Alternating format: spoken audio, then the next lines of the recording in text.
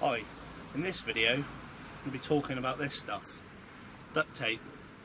This stuff is absolutely fantastic in an emergency or survival situation. It was invented in the Second World War for sealing containers, where it's got the water resistant properties. It sticks like hell to anything, and it's remarkably strong. Even one strand, it's got an amazing tensile strength.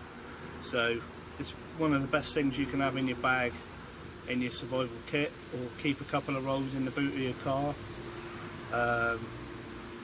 First obvious use, you can form containers from it. So if you're in a survival situation where you needed to gather water, and you might have 4 or 5 small sources just providing drips at a time, you can knock up 4 or 5 small bowls and obviously collect the drips, and over the time you'll build up a drinking water source. You can also build this container up, sidewalls, a top funnel, a carry strap, and use it to transport from a river back to your camp bigger quantities of water. It's a really good use for it. Another good use, shelter building. You can use the tape as it is to obviously attach stuff, or you can make duct tape string or rope. It's really strong.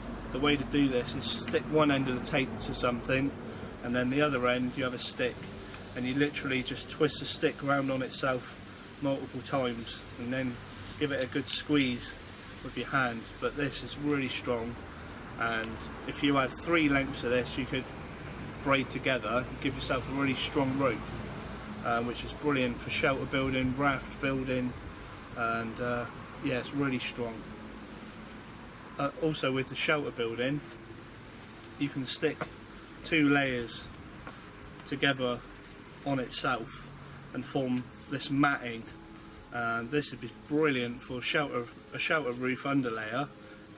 Rain will not pass through this at all. Or if you had a bedding situation where you were being irritated by some of the leaves or there were bugs, you can make a mat to go over your ground insulation and sleep on that to give yourself some more comfort.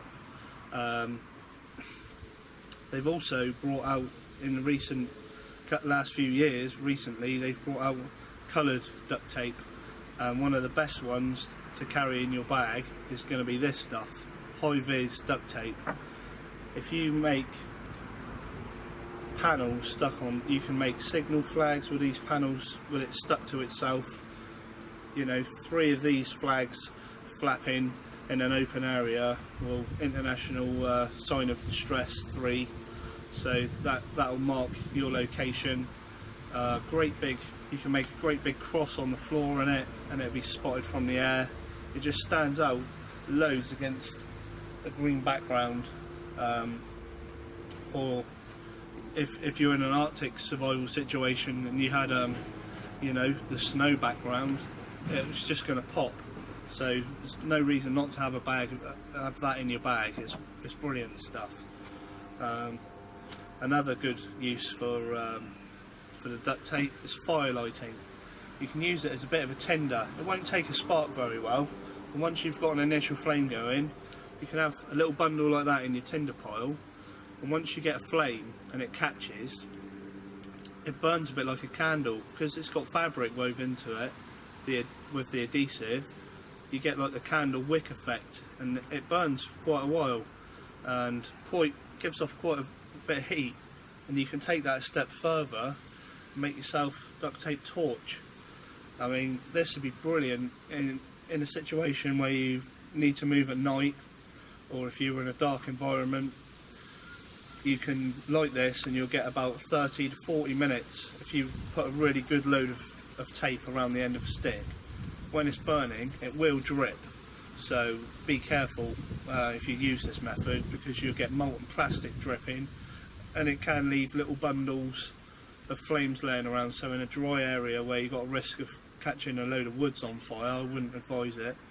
But if you want to signal for help at night as well, you heard a plane at night, you can get this lit, wave it around like crazy, and it won't blow out. Once this stuff's lit, it burns. So that's another good use for it. There's so many uses. I'm only going to touch on it today, but you can also use it for first aid. Obviously, if you cut a strip of fabric off your clothing, if you cut yourself, you can use that as the initial cover and then wrap tape around that. Obviously, if you break arm, leg, you can help support it by a couple of sticks either side of the break, and then wrap tape all the way around your arm or your leg, or if you're with someone else and they've got the injury, you can treat them. And if you take 2 strands of tape stuck to themselves, you could use this as a makeshift. You can use that as a makeshift sling. Also, in this form, doubled over, so that's 4 layers. If you break a strap of your rucksack, that is really strong. That's not gonna rip on you. So repairing kit, it's excellent. And you can also use it for helping yourself get some food by way of making a net. It's a bit fiddly, but you can make yourself nets. I mean, you could make the weave half as thick as this, and if you attached, you know, a few of these around the openings to an animal warren, like a rabbit warren, you could obviously seal it all up, peg that 4 ways around the hole, and you could either smoke them out or just wait for the rabbits to come out. They're going to need to come out at some point, and there you go, free food. Or you could make a much bigger net than this, weight it along the bottom edge and cord it across the river on the top, and you could channel fish down. You can walk at the top, bashing a stick into the river, or even wade through the river, splashing, cause the fish to panic and get them to get in your bottleneck and get stuck in your net. Obviously, you'd have to make your weave a lot thinner, and it may even pay to make your netting out of the rope. But you could catch fish if you channeled them. Especially, you can make a wide, by placing rocks in the river, you can narrow the escape route for the fish to make it more likely they're going to go into your net in the panic. So that's another really good use. Another use is shelter building. Depending on where you are and what resources you've got, a lot of woods and scrub has got thorns. Now, you're not going to fashion a pair of gloves, but you can wrap tape around your hands, fingertips. Even if you're doing a lot of machete work, you can stop getting calluses that are going to split on you by wrapping that around your hands. You're going to be able to harvest things like stinging nettles in the UK. They're a really good source of iron. You can eat them, you can make stinging nettle tea to release the nutrients. They're a really good asset to be able to harvest. If you're going to harvest nettles, you want to go for the new growth on the old plants, or the best thing to do is really young nettles. They're the best to harvest. You could also, in a situation where you're going to get a lot of debris, if you're moving over a loose rocky area, you could seal up the bottom of your trousers and boot with a makeshift gaffer tape gaiter, or even wrap your boots. If you were going to go for a wet environment, you could wrap all around your whole boot, and that helped keep the water out. You can also, if you were in a jungle environment or an area with biting insects, if you've got a raised shelter you've built, and you take a few strips of tape and you wrap that sticky side out around the legs, a few rows of that, any biting insects are not going to be able to climb up, they're going to get stuck to this.